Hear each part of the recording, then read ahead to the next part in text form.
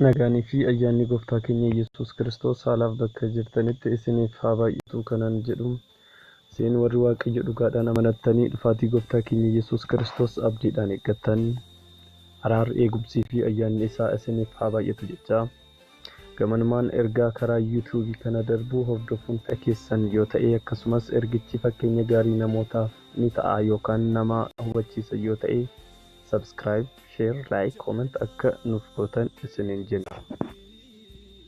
Akka ka'umsaatti macaafa qulqulluu keessaa bakka tokko waliin dubbifannee dubbii Waaqayyoof ta'ii bara kanaa maaltu wal fakkeessa isa jedhu itti dabarra. Egaan kabajamtoota daawwattoota keenyaa akka ka'umsaatti kan filanne kutaa macaafa qulqulluu keessaa mul'ata Yohaannis boqonnaa 1 lakkoofsa 1 lakkoofsa 19 lakkoofsa 3 waliin dubbifanna. Kutaan mul'ata Yohaannis boqonnaan 1 lakkoofsi 1 akkas jedha. Kun mul'ata Yesuus Kiristoos isa inni ittiin wanta dafee ta'uun irra jiru hojjettoota isaatti agarsiisuuf Waaqayyo biraa argatedha. Inni ergamaa isaa Waaqarraa ergee kana hojjetaa isaa Yohaannisitti beeksise jedha. Kutaadhuma kana kutaa mul'ata Yohaannis boqonnaan 1 lakkoofsi 19 immoo akkas jedha. Ammas wanta amma ta'utti jiru wanta kana booddee ta'uuf jirus isa argite caafii jedha. Ittuma fufee kutaan mul'ata Yohaannis boqonnaan 1 lakkoofsi 3 immoo akkas jedha. Barri kun itti raawwatamuu waan dhiyaateef namni isa inni dhugaa ba'e kana dhageessisee dubbisu warri dubbii raajii dubbatame kana dhaga'anii wanta isa keessatti caafames eegan attam haa gammadanii jedha. Kanaaf kutaadhuma amma dubbifamne kana yaadatti qabachuun ta'iiwwan garaagaraa addunyaan kun keessummeessituu ciniinsuu yookaan mallattoo bara dhumaa akka ta'e macaafni qulqulluu dursee lafa kaa'eera. Akka yaadachiisatti raajonni sobduun ani Kiristoos ofiin jedhan baay'achuun lollii fi oduun lolaa biyya keenyaa fi biyyoota garaagaraatti dhaga'amuun sabni sabarratti ka'uun mootonni waraana walirratti labsuun socho'iinsi lafaan gamoowwan biyya lafaa kun walirratti jiguu fi beelli biyya irratti faca'uun mallattoolee bara dhumaaf jalqaba ciniinsuu isaa akka ta'e macaafni qulqulluu dursee lafa kaa'uun nuyi warri gooftaa keenya Yesuus Kiristoos fayyisaa lubbuu keenyaa godhannee dursinee akka hin naaneef cimsinee of eeggannu akeekkachiisa.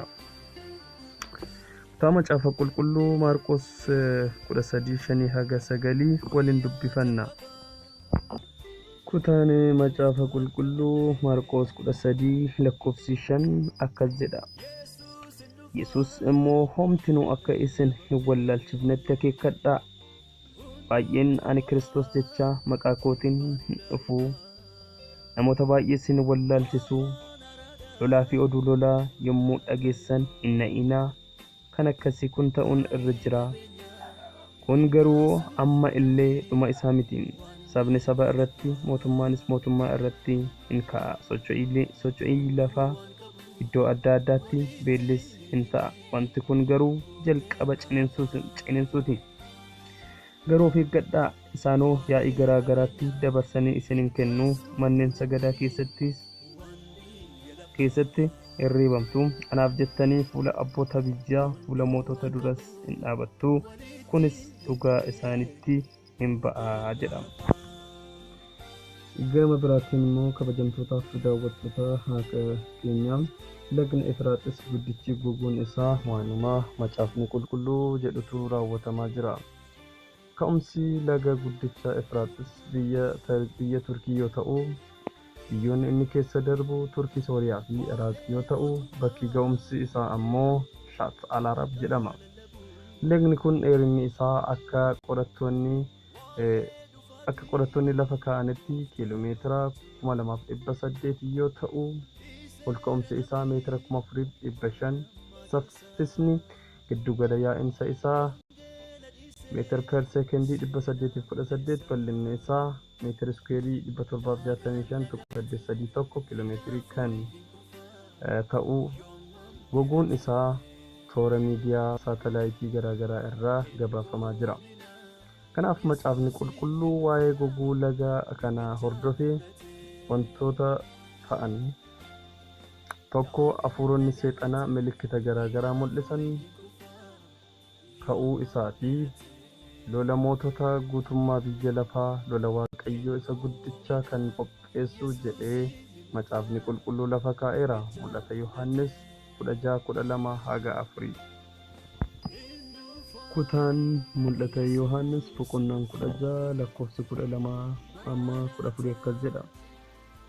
Ergamaan inni ja'affaa immoo waciitii isaa keessaa Efraaxis laga guddicha irratti gadi naqee bishaanichi in gogee mootonni warra ba'a biiftuu akka dhufanis karaan hin banameefi yommus ani afaan bineensa isaa akka jawwee sana keessaa, afaan bineensicha isa kaanii keessaa, afaan raajii sobduu keessaas hafuuronni xuraa'oon 3 fattee fakkaatanii utuu ba'anii nan arge.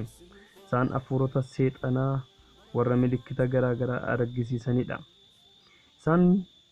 Isaan kun mootota guutummaa biyya lafaa lola guyyaa isa guddicha kan waaqayyo hundumaa danda'u sanaaf walitti qabuudhaaf warra ba'anidha jedha. Kanaaf kabajamtootaa fi daawwattoota keenya, ta'iiwwan garaagaraa addunyaan kun keessummeessaa jirtu baay'ee daawwachaa kan jirruu fi taazzabaa kan jirru, yeroo baay'ee ija wangeelaa moo ija saayinsiitiin ilaalla kan jedhu hojjaa manaasaa onumaaf haa ta'u jechaa, hundumti keenya jabina gooftaan keenya Yesuus Kiristoos nuuf kenneen dhaabbannee guyyaa dhufaatii gooftaa keenya Yesuus Kiristoos akka eeggannu waaqayyo nu haa gargaaru jechaa, nagaan gooftaa keenya Yesuus Kiristoos isin waliin haa ta'u. Ergaa biraa walitti deebina.